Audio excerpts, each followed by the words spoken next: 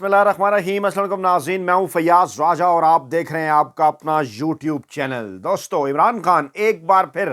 Mind game کا master نکلا اور اپنے تمام تر سیاسی مخالفین، مافیا ہینڈلرز اور سہولتکاروں کو گھیر گھار کر اس مقام پر لے آیا کہ جہاں سے واپسی، جہاں سے بچنا اب ان کا عمران خان کے مقابلے میں مشکل۔ جی ہاں، بہت بڑی ڈیولپمنٹ۔ عمران خان نے اچانک الیکشن کے حوالے سے ساری گیم بدل کر رکھ دی اور پاکستانی اسٹیبلشمنٹ کو، الیکشن کمیشن آف پاکستان کو ہنگامی پیغام دینا پڑ گیا۔ کپتان کے بڑے سرپرائز کے بعد کہا جا رہا ہے اب کروا لو الیکشن، خاص طور پر خفیہ ایجنسی کی جانب سے پنجاب اور خیبر پختونخوا کے حوالے سے الیکشن نتائج کے حوالے سے آنے والی تازہ ترین رپورٹ نے ساری صورتحال بدل کر رکھ دی ہے۔ دوستو، معاملہ کچھ یوں ہے کہ خیبر پختونخوا اور بلوچستان کے اندر سیکیورٹی کی صورتحال کو بہانہ بنا کر election commission of Pakistan election ان دو صوبوں کے اندر ملتوی کرنے کا پروگرام بنا چکا تھا۔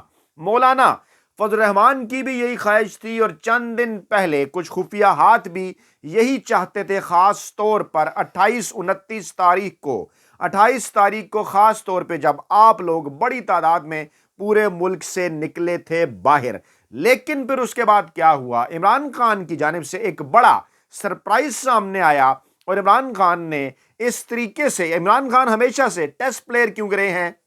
اور اعصاب کی گیم ہے، ٹیسٹ پلیئر اور سیاست بھی اعصاب کی گیم ہے، اور ان کا ہر اس کے اندر آج تک جو ہے وہ جو بھی عمران خان نے اس کے اندر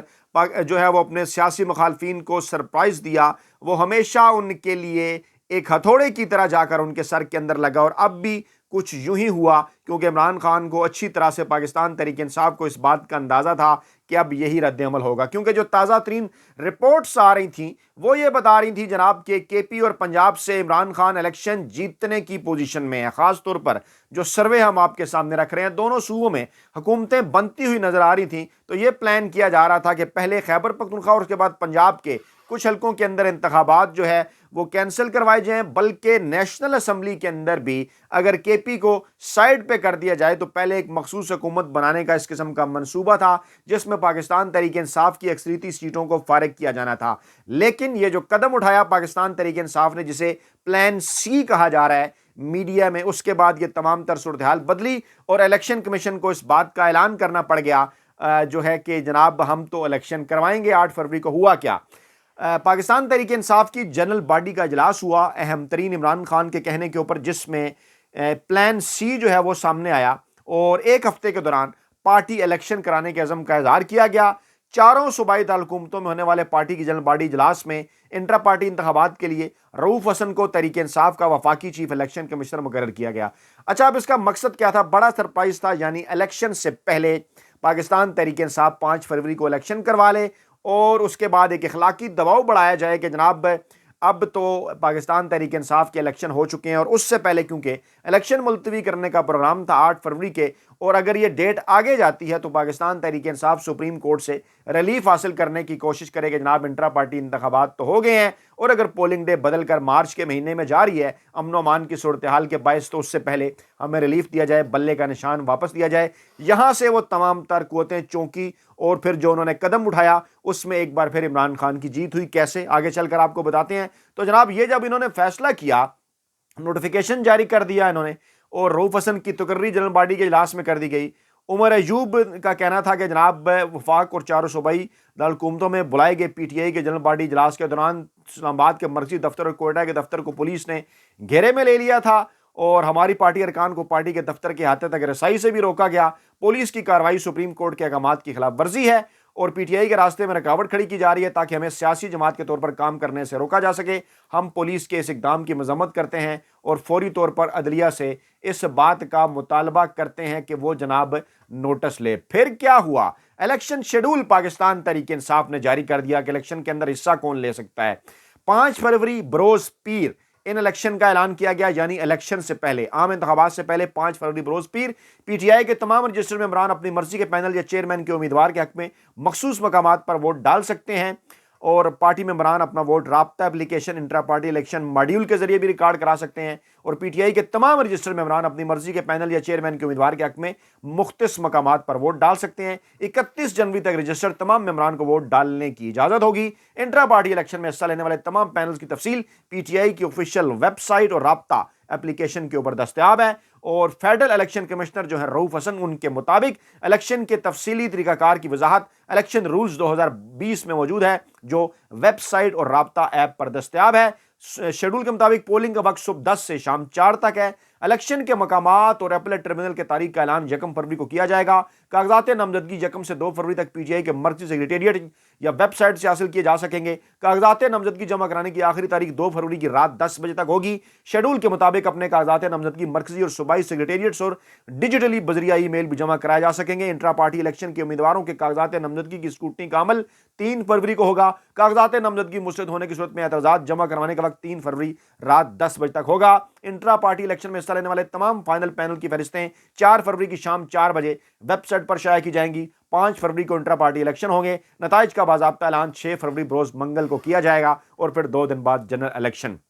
اچھا، اب آپ نے اس کے اوپر رائے ضرور دینی ہے، اپنی کمنٹ کر کے بتانا ہے کہ اس موقع کے اوپر پاکستان تحریک انصاف کو کیا انٹرا پارٹی الیکشن کے اندر جانا چاہیے تھا، اگر وہ جا رہے ہیں تو کیوں جا رہے ہیں۔ ہماری رائے اس انٹرا پارٹی الیکشن کے حق میں ہے، کیونکہ ہمارے ذرائع کا یہ دعویٰ ہے کہ یہ ایک ایسا اقدام ہے کہ جس کے بعد باخبر حلقے چونکہ ہر 2 صورتوں کے اندر اگر الیکشن آگے لے کر جاتے، کیونکہ انہیں اس بات کا اندازہ ہو گیا کہ جناب اب اگر ہم الیکشن آگے لے کر جائیں گے اور اس سے پہلے Pakistan Tehreek Insaf intra party election بھی کرا لے، تو آئے دن پاکستان تحریک انصاف اور عمران خان کی مقبولیت بڑی تیزی کے ساتھ بڑھ رہی ہے۔ اس لیے پھر جناب ہنگامی پیغام اسٹیبلشمنٹ کی جانب سے الیکشن کمیشن آف پاکستان کو، اور پھر الیکشن کمیشن آف پاکستان کا ایک ٹوپی ڈرامہ، جس میں پہلے ذرائع سے اس قسم کی خبریں سامنے آنا کہ کے پی اور بلوچستان کے اندر پولنگ ڈے کے روز ممکنہ طور پر انٹرنیٹ اور ٹیلی فون سروس بند کرائے جانے کے حوالے سے تجویز ہے۔ یہ کس طرح سے ممکن ہے؟ اگر آپ انٹرنیٹ بند کر دیں، اگر آپ ٹیلی فون بند کر دیں، تو مقصد کیا ہے کہ اس دن جو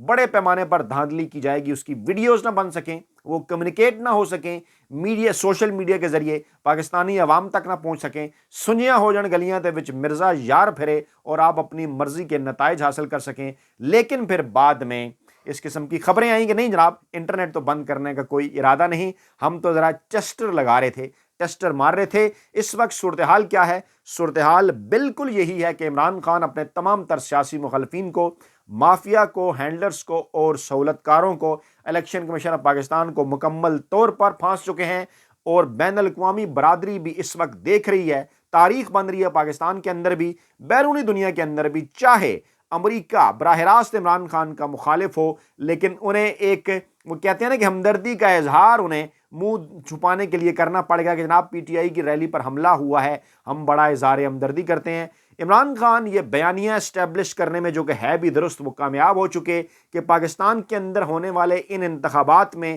عالمی اسٹیبلشمنٹ کی خواہش پر پاکستان تحریک انصاف اور عمران خان کا راستہ روکا جا رہا ہے۔ ایسے موقع کے اوپر کہ جب عالمی اسٹیبلشمنٹ یہ راستہ روک رہی ہے پاکستان میں اپنے سہولت کاروں کے ذریعے، تو انٹرنیشنل میڈیا تمام تر چیزوں کو دیکھ رہا ہے، اور ضروری نہیں کہ تمام تر انٹرنیشنل میڈیا عالمی اسٹیبلشمنٹ کے کنٹرول میں وہی رپورٹ کرے جو عالمی اسٹیبلشمنٹ کہتی ہے۔ ایسے موقع کے اوپر ایسی آوازیں بھی اٹھ رہی ہیں انٹرنیشنل میڈیا کے اوپر، چاہے وہ ٹی آر ٹی ہو، الجزیرہ ہو، دیگر ادارے ہوں امریکہ برطانیہ کے بڑے بڑے، وہاں پر بھی اس قسم کی آوازیں اٹھ رہی ہیں، اور کہا جا رہا ہے کہ جناب عمران خان کا راستہ روکنے کے لیے اسٹیبلشمنٹ یہ تمام تر اقدامات الیکشن کمیشن اور نگران حکومت کے ذریعے کروا رہی ہے۔ مقصد ان کا کیا ہے کہ پاکستان کی مقبول ترین عوامی سیاسی جماعت اور پاکستان کے مقبول ترین عوامی سیاسی رہنما عمران خان کا راستہ کسی نہ کسی طریقے سے روکا جائے۔ اسد کیسر صاحب کہتے ہیں 8 فروری کو پی ٹی آئی کے کارکن اپنا غصہ ووٹ کے ذریعے نکالیں گے۔ انہوں نے ایک بیان دیا، دبنگ بیان، انہوں نے کہا کہ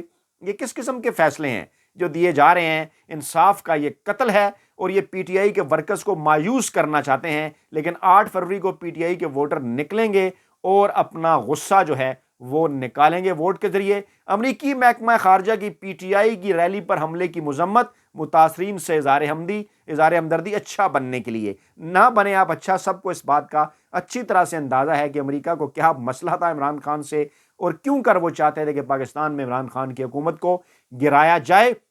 گوہر خان نے کہا کہ کسی سیاسی جماعت کو نشانہ بنانے کے لیے عدلیہ کا جو استعمال ہے وہ بند ہونا چاہیے۔ جو کچھ ہمارے ساتھ ہوا ہے ایسا پاکستان کی تاریخ میں نہیں ہوا، کوئی کمپیرزن ایسا موجود نہیں کہ اس طرح سے جس طرح سے عمران خان اور پاکستان تحریک انصاف کا راستہ روکا گیا۔ 14 سال قید کی سزا عمران خان صاحب کے ساتھ بشرا بی بی کو بھی دے گی، اور اس کے اوپر لوگ بھی حیران ہیں، لوگ بھی پریشان ہیں۔ آئینی ماہرین جو ہیں جو وہ بات کر رہے ہیں، ایون عمران خان کے مخالف گروپ بھی، کہ توشہ خانہ کیس میں بشرا بی بی کی سزا ہونے پر ماہرین قانون حیران ہیں۔ ماہرین قانون کا کہنا ہے کہ توشہ خانہ ریفرنس میں بانی پی ٹی آئی کی اہلیہ بشرا بی بی کو سزا سنائے جانے کی وجہ واضح نہیں۔ تفصیلی فیصلے کو پڑھے بغیر یہ سمجھا ہی نہیں جا سکتا کہ بشرا بی بی کو سزا کیوں سنائی گئی۔ ماہرین نے کہا کہ بشرا بی بی نے اگر اپنے شوہر کی طرف سے کچھ غلط بھی کیا فرض کریں تو بانی پی ٹی آئی کو حساب دینا چاہیے۔ بشرا بی بی صرف خاتون اول تھیں، ان کو سزا دینے کا کیا مطلب ہے؟ اور الزام ان کے اوپر یہ لگایا گیا کہ بشرا بی بی نے عمران خان کی ملی بھگت سے توشہ خانہ میں تحفے اپنے پاس رکھنے سے پہلے جمع نہ کر کے طریقہ کار کی شک 1 کی خلاف ورزی، یہاں پر آئین کی خلاف ورزی کر دی، یہاں پر 4 مرتبہ ملک کا آئین توڑ دیا گیا، انہیں کوئی نہیں پوچھ سکا۔ یہاں پر عدالتوں نے، سپریم کورٹ کے موجودہ چیف جسٹس بھی جس کے اندر شامل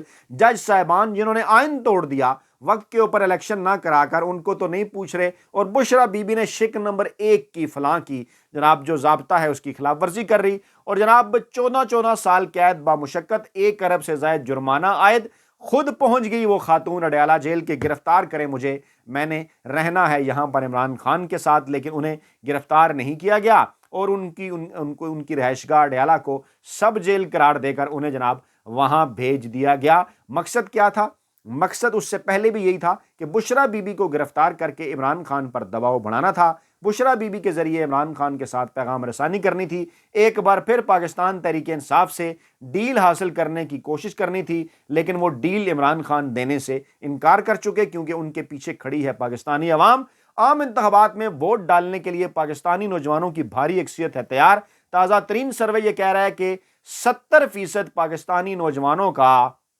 8 فروری کو ووٹ ڈالنے کا پکا ارادہ ہے۔ 70% نوجوان، یہ لیٹسٹ سروے بتا رہے ہیں۔ اگر یہ فگر تھوڑی سی اور بڑھ جائے، کیونکہ اگر یہ فگر 75-80% بڑھ جائے، جو کہ 90% لوگ یہ پاکستان تحریک انصاف اور عمران خان کے ووٹر ہیں، تو پھر تو جناب الیکشن والے دن میں کہتا ہوں کہ سب کچھ الٹ پلٹ جائے گا۔ وہ جو کہہ رہے تھے نا اسٹیبلشمنٹ کے خود ساختہ ترجمان انصار عباسی بھی، سہیل وڑائچ بھی، حفیظ اللہ نیازی بھی، دیگر لوگ بھی، کہ اگر پاکستان تحریک انصاف چاہے تو اب بھی ٹیبل ٹرن کر سکتی ہے، وہ یہی معاملہ تھا۔ انہیں اس بات کا اندازہ ہے اچھی طرح سے کہ 8 فروری کو نکلیں گے پاکستان تحریک انصاف اور پاکستانی عوام بڑی تعداد میں، اور یہ جو کچھ ہوا ہے 29 اور 31 جنوری کو 2 دنوں کے اندر توشہ خانہ میں، سیفر میں، اتنی جلدی کیا ہے؟ جلدی صرف اور صرف یہ تھی کہ جناب عمران خان کے خلاف ایک بیانیہ بنایا جائے کہ خدا نہ خواستہ وہ کرپٹ ہے، عمران خان کے خلاف ایک بیانیہ بنایا جائے کہ وہ نااہل ہیں، لوگوں کو مایوس کیا جائے کہ آپ گھروں سے نہ نکلیں، آپ ووٹ نہ ڈالیں۔ لیکن عمران خان نے پیغام کیا بھیجا ہے؟ آج حامد خان نے